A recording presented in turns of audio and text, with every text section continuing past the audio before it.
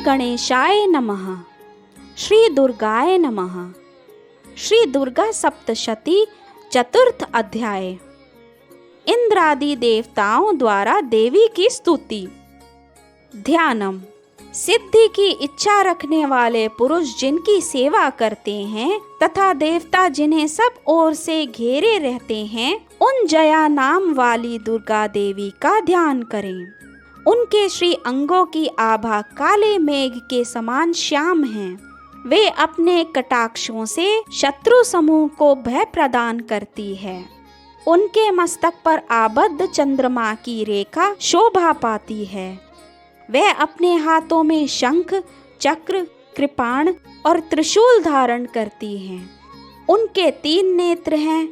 वे सिंह के कंधे पर चढ़ी हुई हैं और अपने तेज से तीनों लोकों को परिपूर्ण कर रही हैं। ऋषि कहते हैं, अत्यंत पराक्रमी दुरात्मा महिषासुर तथा उसकी दैत्य सेना के देवी के हाथ से मारे जाने पर इंद्र आदि देवता प्रणाम के लिए गर्दन तथा कंधे झुकाकर उन भगवती दुर्गा का उत्तम वचनों द्वारा स्तवन करने लगे। उस समय उनके सुंदर अंगों में अत्यंत हर्ष के कारण रोमांच हो आया था। देवता बोले, संपूर्ण देवताओं की शक्ति का समुदाय ही जिनका स्वरूप है तथा जिन देवी ने अपनी शक्ति से संपूर्ण जगत को व्याप्त कर रखा है, समस्त देवताओं और महर्षियों की पूजनीय उन जगदम्बा को हम भक्ति पूर्वक नमस्कार करते हैं। वे हम लोगों का कल्याण करें। जिनके अनुपम प्रभाव और बल का वर्णन करने में भगवान शेषनाग, ब्रह्मा जी तथा महादेव जी भी समर्थ नहीं हैं, वे भगवती चंडिका का संपूर्ण जगत का पालन एवं अशुभ भय का नाश करने का विचार करें।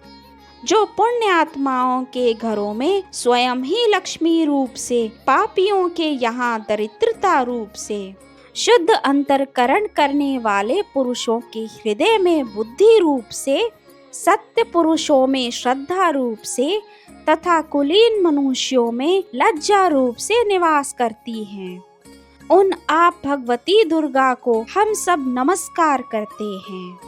देवी, आप संपूर्ण विश्व का पालन कीजिए। देवी, आपके इस अचिंत्य रूप का, असुरों का नाश करने वाले भारी पराक्रम का तथा समस्त देवताओं और दैत्यों के समक्ष युद्ध में प्रकट किए हुए आपके अद्भुत चरित्रों का हम किस प्रकार वर्णन करें। आप संपूर्ण जगत की उत्पत्ति में कारण हैं। आप में सत्व गुण, रजोगुण और तमोगुण, ये तीनों गुण हैं, तो भी दोषों के साथ आपका संसर्ग नहीं जान पड़ता। भगवान विष्णु और महादेव जी आदि देवता भी आपका पार नहीं कर पाते।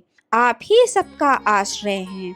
यह समस्त जगत आपका अंशभूत है, क्योंकि आप सबकी आधिभूत अव्याकृता परा प्रकृति हैं। देवी, संपूर्ण यज्ञों में जिसके उच्चारण से सब देवता तृप्ति लाभ करते हैं, वह स्वाहा आप ही हैं। इसके अतिरिक्त आप पितरों की भी तृप्ति का कारण हैं। सब लोग आपको स्वधा भी कहते हैं। देवी, जो मोक्ष की प्राप्ति का साधन है, अचिंत्य महाव्रत स्वरूपा है, समस्त दोषों से रहित, जितेंद्रिय, तत्व को ही सार वस्तु मानने वाले तथा मोक्ष की अभिलाषा रखने वाले मुनिजन जिसका अभ्यास करते हैं, वह भगवती परा विद्या आप ही हैं। आप शब्द स्वरूपा हैं। अत्यंत निर्मल ऋग्वेद, यजुर्वेद तथा उद्गीत के मनोहर पदों के पाठ से युक्त सामवेद का भी आधार आप ही हैं। आप देवी, त्रयी अर्थात तीनों वेद और भगवती अर्थात 6 ऐश्वर्यों से युक्त हैं। इस विश्व की उत्पत्ति एवं पालन के लिए आप ही वार्ता अर्थात खेती एवं आजीविका के रूप में प्रकट हुई हैं। आप संपूर्ण जगत की घोर पीड़ा का नाश करने वाली हैं। देवी, जिससे समस्त शास्त्रों के सार का ज्ञान होता है, वह मेधा शक्ति आप ही हैं। दुर्गम भवसागर से पार उतारने वाली नौका रूप दुर्गा देवी भी आप ही हैं। आपकी कहीं भी आसक्ति नहीं है। कैटभ के शत्रु भगवान विष्णु के वक्षस्थल में एकमात्र निवास करने वाली भगवती लक्ष्मी तथा भगवान चंद्रशेखर द्वारा सम्मानित गौरी देवी भी आप ही हैं। आपका मुख मंद मुस्कान से सुशोभित, निर्मल, पूर्ण चंद्रमा के बिंब का अनुकरण करने वाला और उत्तम सुवर्ण की मनोहर कांति से कमनीय है। तो भी उसे देखकर महिषासुर को क्रोध हुआ और सहसा उसने उस पर प्रहार कर दिया। यह बड़े आश्चर्य की बात है। देवी वही मुख जब क्रोध से युक्त होने पर उदय काल के चंद्रमा की भांति लाल और तनी हुई भौं के कारण विकराल हो उठा, तब उसे देखकर जो महिषासुर के प्राण तुरंत नहीं निकल गए, यह उससे भी बढ़कर आश्चर्य की बात है। क्योंकि क्रोध में भरे हुए यमराज को देखकर भला कौन जीवित रह सकता है। देवी आप प्रसन्न हो, परमात्मा स्वरूपा।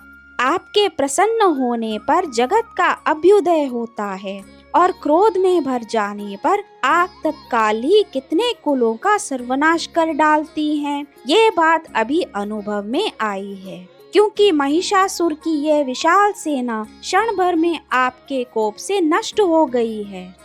सदा अभ्युदय प्रदान करने वाली आप जिन पर प्रसन्न रहती हैं, वे ही देश में सम्मानित हैं। उन्हीं को धन और यश की प्राप्ति होती है। उन्हीं का धर्म कभी शिथिल नहीं होता तथा वे ही अपने हृष्ट पुष्ट स्त्री, पुत्र और भृत्यों के साथ धन्य माने जाते हैं। देवी आपकी ही कृपा से पुण्यात्मा पुरुष प्रतिदिन अत्यंत श्रद्धा पूर्वक सदा सब प्रकार के धर्म अनुकूल कर्म करता है और उसके प्रभाव से स्वर्ग लोक में जाता है।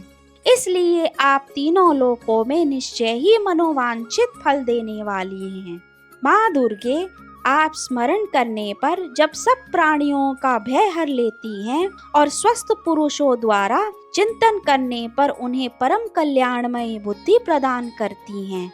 दुख, दरिद्रता और भय हरने वाली देवी, आपके सिवा दूसरी कौन है जिसका चित्त सबका उपकार करने के लिए सदा ही दयाद्र रहता हो।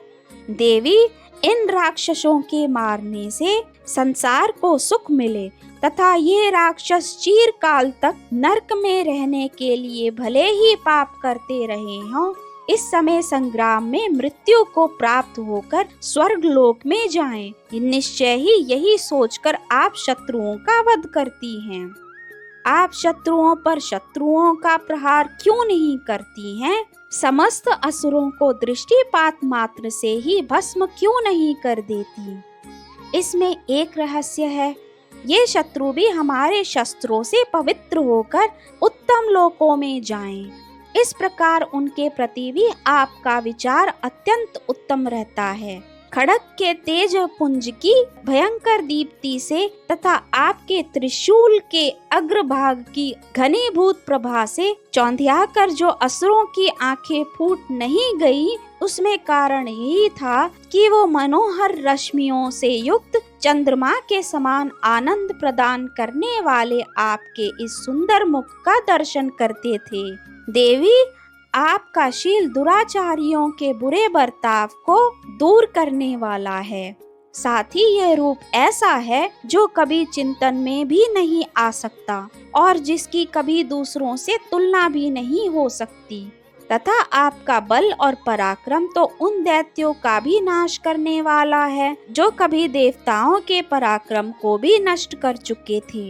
इस प्रकार आपने शत्रुओं पर भी अपनी दया भी प्रकट की है।